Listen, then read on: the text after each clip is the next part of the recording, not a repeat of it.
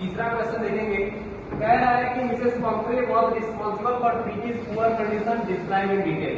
कि जो Mrs Pomfrey थी वो ट्रिकी के जो हेल्थ खराब होने का जो था, जो रीजन था वही थी, ऐसा कह रहा है, वही जिम्मेदार थी। क्यों थी इसको थोड़ा सा डिटेल में जानना है। तो वास्तविकता में देखा जाए तो ट्रिकी के जो हेल्थ की जिम्मेदार थी वो मिसेस पम्फ्रे, क्योंकि डॉक्टर के सजेशन के बाद भी उन्होंने क्या किया था, उसके खाने में कटौती नहीं किया।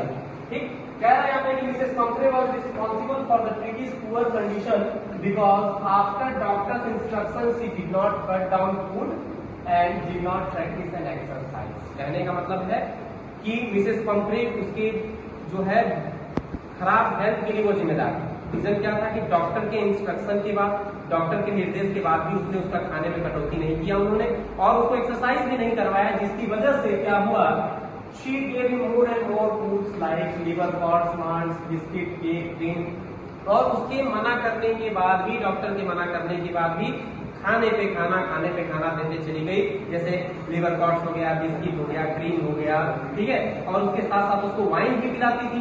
ये सारी की सारी चीजें इनको देने के बाद इससे क्या हुआ, ट्रिकी धीरे धीरे फैलता चला गया, मोटा होते चला गया।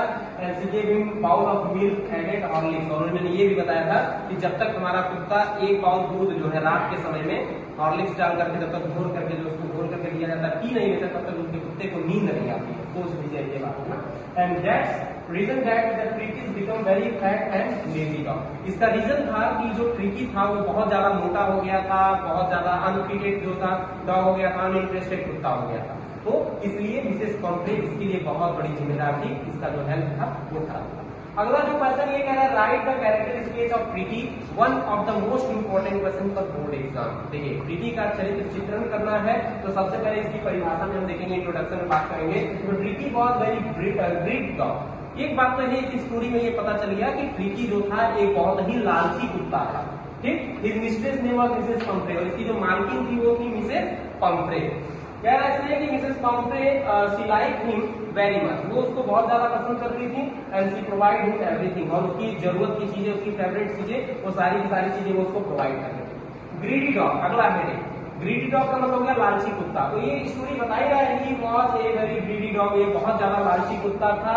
ही नेवर रिफ्यूज द फूड, कभी भी कुछ भी खाने को दिया जाता था कभी भी रिफ्यूज नहीं करता था, छूटता नहीं था।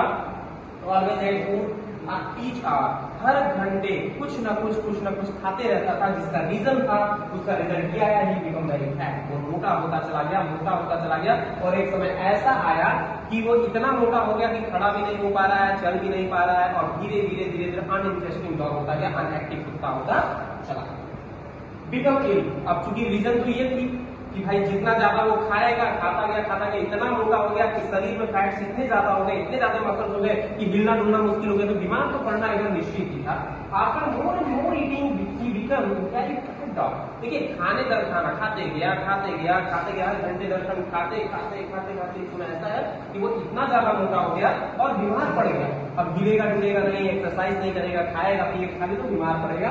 He did not stand and walk properly, ना तो सही ढंग से वो खड़ा हो पा रहा था और ना ही सही ढंग से वो क्या कर पा रहा था, हिल डुल पा रहा था। एंड बिकम फैट, उसके शरीर के अंदर बहुत ज्यादा क्या हो गया था, मांस इकट्ठा हो गया।